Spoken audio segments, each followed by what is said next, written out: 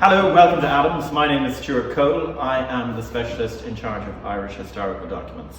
And today we're going to be looking at the Irish Proclamation of the Republic, printed in 1916. And we are very fortunate to have an original printing of this document in our sale on the 2nd of June. Shown here behind me, this is one of the rarest of Irish documents. In fact, we believe they ordered about 2,500 copies of it.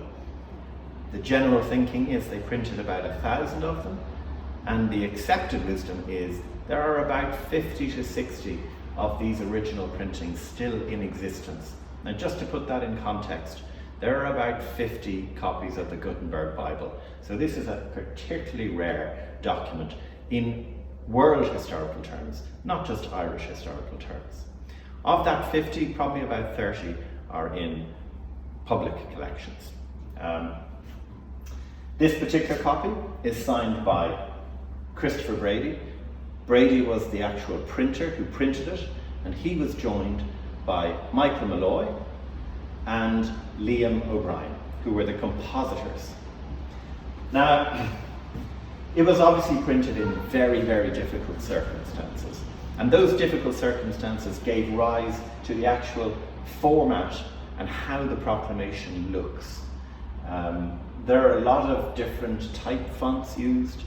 There are a lot of improvisations. Because the offices of the printing presses of Stanley had been raided, they actually didn't have enough type. And when I say type, I'm talking about these small little metal letters which go to make up each individual word.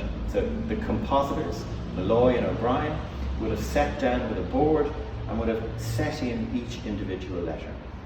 As I mentioned, Stanley's printing presses had been raided. They didn't have enough type.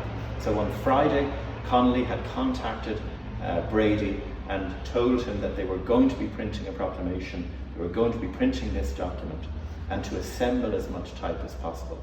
Connolly had arranged for an old Wharfdale press to be available in the basement of Liberty Hall, and Brady, Malloy and O'Brien set about assembling all the working parts to get this document printed. But as I say, they didn't have enough type to print the whole document.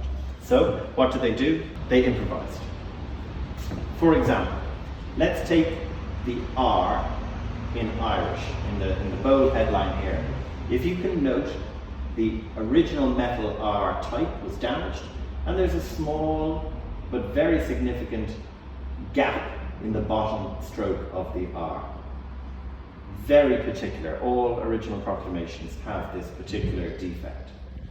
If we move across to the C, we can see another small little chunk taken out of this C. Again, very original.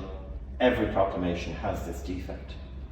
Now, I mentioned that they actually had to improvise. So if we look at the and then we look at the E, it has a very strange appearance. And that's because it's not an E. It's actually an F. They didn't have an E.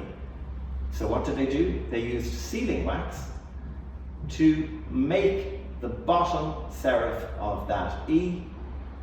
And as you can see, it wasn't altogether successful. Close up, you can actually see all the various different little bits and defects in it. But actually from a distance, you wouldn't know unless I pointed it out to you. One of the other interesting things about this particular proclamation is that, from my experience, and I'm very fortunate, I've handled about 10 proclamations in my career, and from my experience, this is a very early copy of the proclamation, a very early printing of the proclamation. Why do I say that? I say that because if we go down to this line, the unfettered, the un, where the UN and the F, as this was printed, the type starts to move, and that's why every copy of the proclamation is different. Every one that we know is slightly different. They all have their own little idiosyncrasies. But what we can say is that the un and the fettered start to separate. So that UN starts to move over to the left. So in later copies, as the type is going through this large Wharfdale press, the type is actually moving and it actually separates. So in this one, it's nice and tight, which would indicate to me that this is quite an early printing.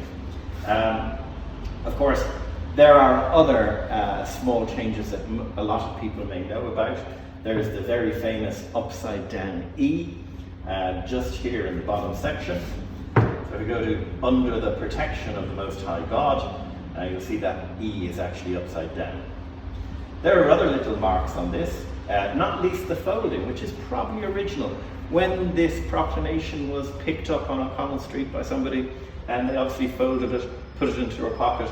So most of the proclamations I've seen have some form of folding marks, because people folded them, they put them under their hat, they put them in their coat, they put them in their bag. So these folding marks are very original. But in fact, this particular copy is in wonderful condition. These other small little black lines, that's actually caused by the leading.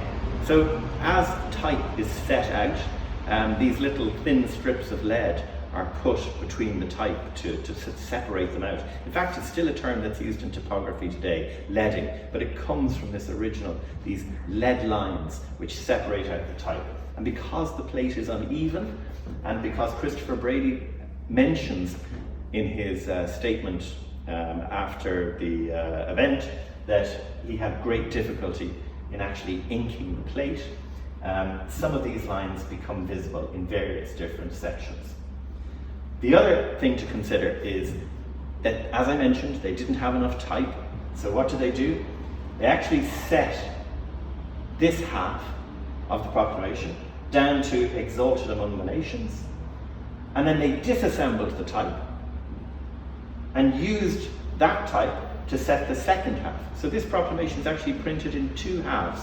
And in fact, when British soldiers took possession of Liberty Hall, they found the Wharfdale in the basement with still this plate composed on the Wharfdale, and they were actually able to run off half copies of the proclamation, which were subsequently used in evidence against the leaders during their trials, during their military court-martials. And I say military court-martials, of course, the thing which really sealed the fate of the rebels was this particular line here: supported by her exiled children in America and by gallant allies in Europe. Britain, of course, was fighting the First World War against Germany at the time. Ireland was part of the United Kingdom of Great Britain and Ireland. So, of course, talking about the Germans as our gallant allies in Europe, this was treasonous, and it sealed their fate right from the get-go. Undoubtedly, this is the most important document in Irish history, in modern Irish history. And there are quite a lot of sentiments, very noble sentiments, some yet to be really realised, I suppose. But it has within it an inclusive, all-inclusive aspiration. It mentions here they were going to cherishing all of the children of the nation equally and oblivious of the differences, carefully fostered by an alien government, which have divided a minority from the majority in the past. So we're obviously still living with that divided minority and majority on the island of Ireland, and I presume will be for quite a considerable future.